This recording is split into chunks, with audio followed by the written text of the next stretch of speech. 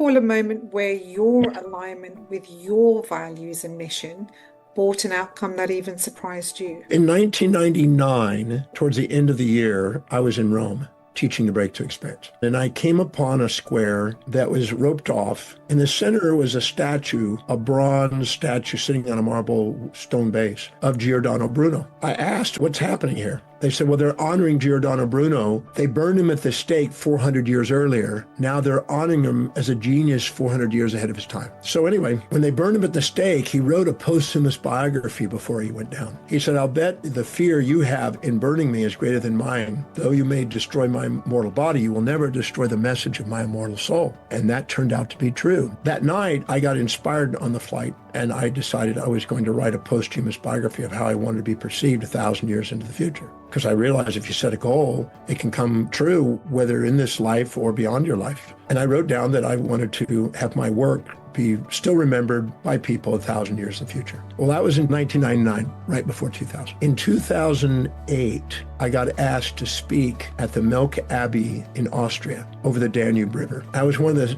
12 speakers that were speaking at this conference, Walzell Conference. At the end of all the speeches on Saturday evening, they had a gathering in the library at the Melk Abbey. And there's a library room which holds ancient scrolls. It's at a certain temperature to maintain the longevity of the scrolls. In the middle of this room was an Infinity of Divinity 12-foot library shelf. It's called the Infinity of Divinity Library Shelf. Right in the center of that, I was first to be able to place my scroll, my tube, to be stored there for 1,000 years. So I got to put the scroll, my thing that's in the stainless steel, put there. And when I left, I was in tears because I thought, wow, I wrote that I wanted to have my work be stored and be available 1,000 years in the future. And I just secured that.